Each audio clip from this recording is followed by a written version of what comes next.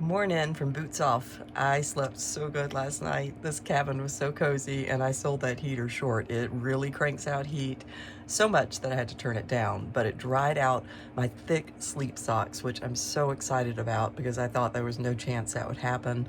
I propped up my shoes and socks in a way that the heat was just blowing right on them, so it was almost like having my own little boot dryer in the room. In my quest to show you my loadout and all my gear as I hike north, a tiny little piece of gear that I carry that's so important on a long through hike. So it's toenail clippers, if you were trying to guess.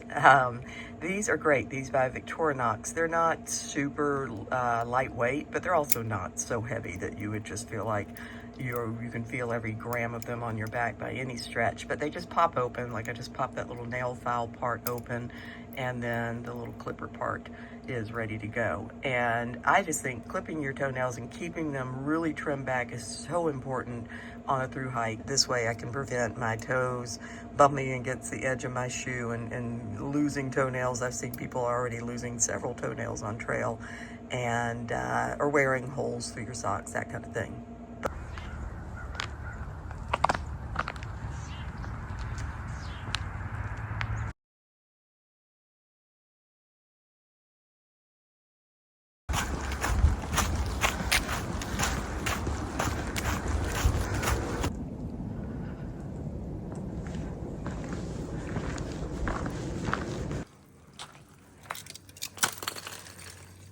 Definitely don't want to be walking under those icicles today. I already heard like 5. Ah, there's another.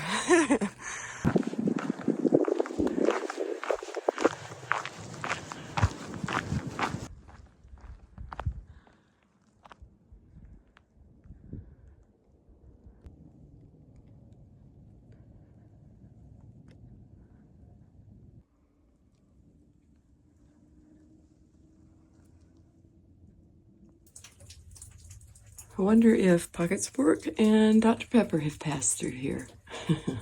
Dr. P is Canadian, by the way. So I'm sitting here on a rock outcrop just behind the Vandeventer shelter, and I'm holding my phone kind of close to me because there's no forgiveness on the other side of this rock outcrop. Boy, it's been a tough day. This snow drift nonsense is really getting on my nerves. And the car wash. But I know Pocket Spork and Dr. P are ahead of me, so at least they're making some tracks ahead of me. But, we're all doing, at least in theory, I'm tagging along with this, 23, almost 24 miles to get to, I can't remember what shelter it is, Double Spring or Double Gap, something or another. And then tomorrow we'll have like an 18-mile day, I think, into Damascus.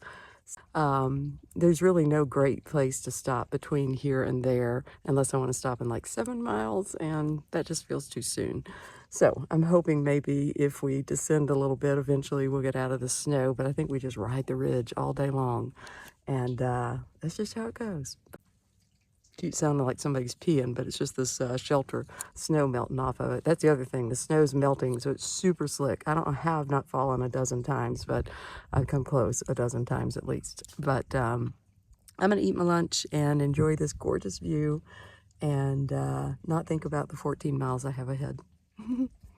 Uncle Johnny's gave me this cucumber chot, I don't know how you say it, salad. And it's pretty good. They said that Good to Go sent it to them as a sample and to give it to a through hiker. I had bought some already, but I'd not tried it. It's maybe a little bit over seasoned, I think, but it's good. I wish it was a hot day. I think it would be really refreshing because it's cold soaked. But I'd get it again. Just finished this, and I'm going to retract my statement that it's over seasoned. I mixed it up more, and it dispersed the seasoning a lot more, and it's really good. I like it a lot. I think on a summer day it'll be even better, but yeah, it's a win.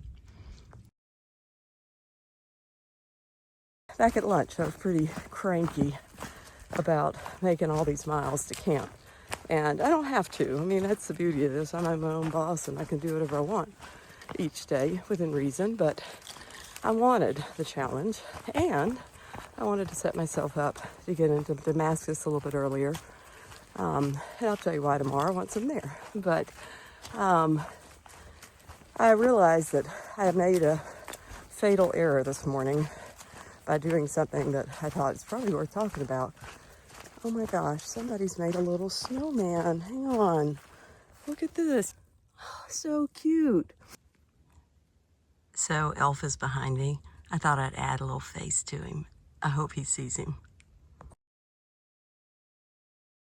Okay, I'm back. That was so cute.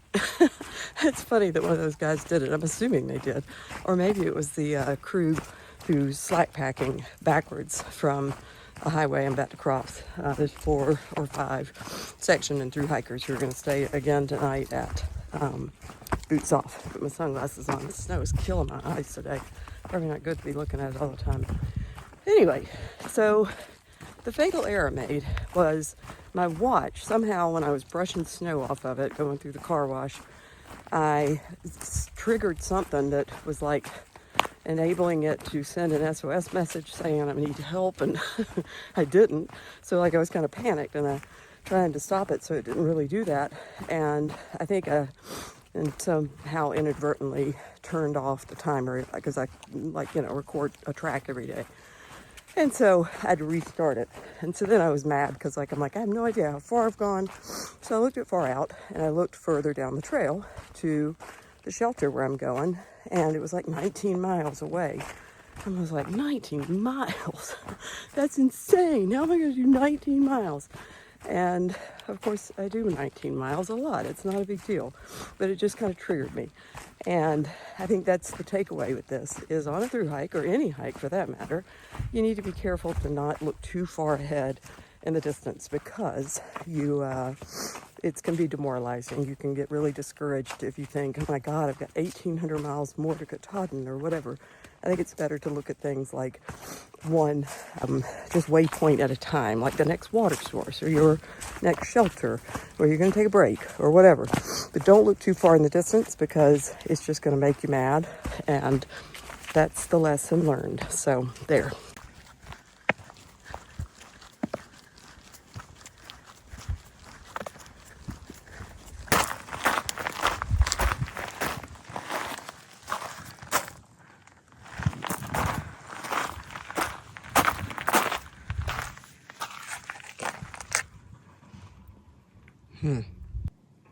Thought this was going to take me forever to figure out.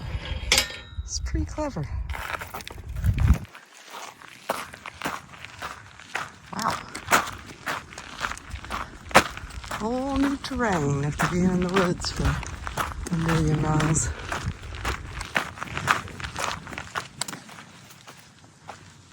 Three miles, yes.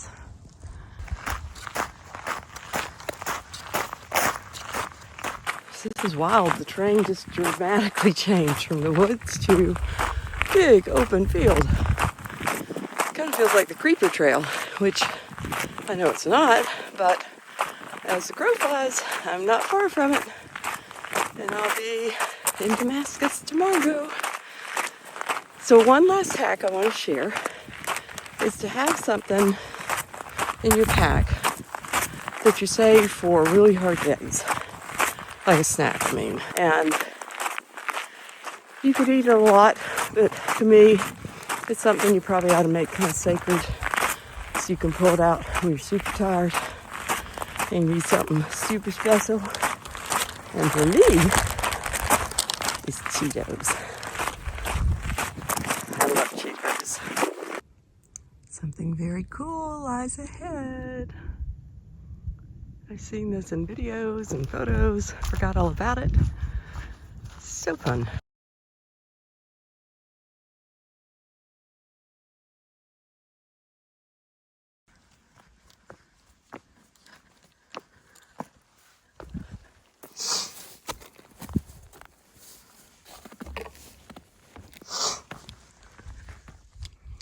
See you later, cool pasture and barn. That was fun. It's just less than 2 miles probably to camp. I'm not gonna look because I just want to keep walking and not be disappointed if it's more than I think it is.